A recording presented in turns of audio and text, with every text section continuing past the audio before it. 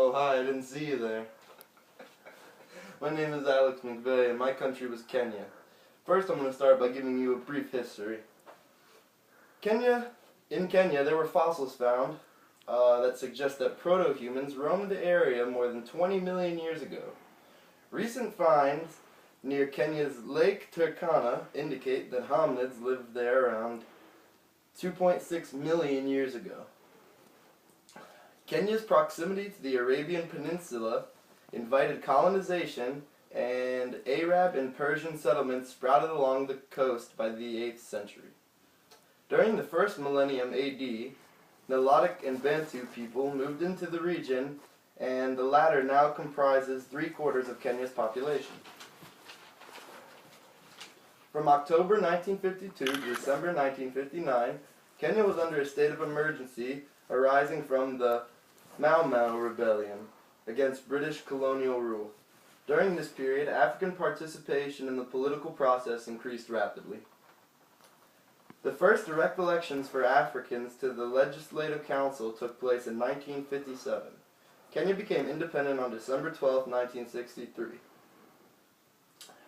In June 1982, the National Assembly amended the Constitution, making Kenya officially a one-party state, and parliamentary elections were held in September 1983. Okay, I'm going to move on and talk about religion a little bit now. An estimated 66% of the population are Christians, with about 33% belonging to the Roman Catholic Church and 45% belonging to the Protestant churches. About 10 to 20% are Muslim, with many living in the Northeast Province, the Coast Province, and the northern region of the Eastern Province. About 1% is Hindu, and the remainder practice traditional religions or local branches of Christianity. As in other African states, with complex religious histories and some renewal of cultural self-consciousness, it is likely that a majority of ethnic Kenyans also hold some traditional African beliefs. Alright, next I'm going to talk about culture. Kenyans are very group-oriented rather than individualistic. Harambee,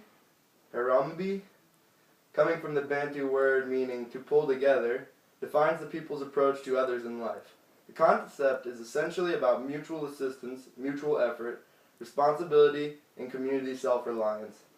This principle has historically been practiced by every ethnic group with its roots in cooperative farming or herding. Harambee took on a more political resonance when used at the time of independence by Jomo Kenyatta as a way to bring people together. Kenya is a multilingual country. Although the official languages are Swahili and English, there are actually a total of 62 languages spoken in that country. These mainly consist of tribal African languages, as well as a minority of Middle Eastern and Asian languages spoken by descendants of foreign settlers. As you might expect in a group-oriented culture, the extended family is the basis of the social structure. It includes relatives on both sides of the family as well as close friends. Quite often, the husband's parents will live with the nuclear family when they get older and can no longer care for themselves. When people marry, they join their families, thus ensuring that there will always be a group to turn to in times of need. I'm going to continue with culture and talk about the importance of ancestors. Like most Africans, Kenyans place a large emphasis on the respect and reverence of their deceased ancestors. This is not ancestor worship per se, but rather a belief that when someone dies, their spirit lives on and must be acknowledged. The belief is that the person only really dies completely when their relatives no longer remember them. One's ancestors are thought to be able to influence events in life since they are in a limbo state and closer to God than the living. Therefore, they may make offerings to them or name a baby after one so that its spirit can live in the child.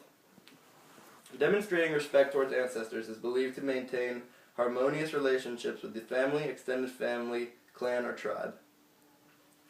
A couple common things in Kenya. The most common greeting is the handshake. When greeting someone with whom you have a personal relationship, the handshake is more prolonged than the one given to a casual acquaintance.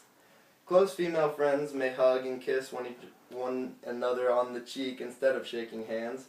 When greeting an elder or someone of higher status, grasp the right wrist with the left hand while shaking hands to demonstrate respect. Muslim men and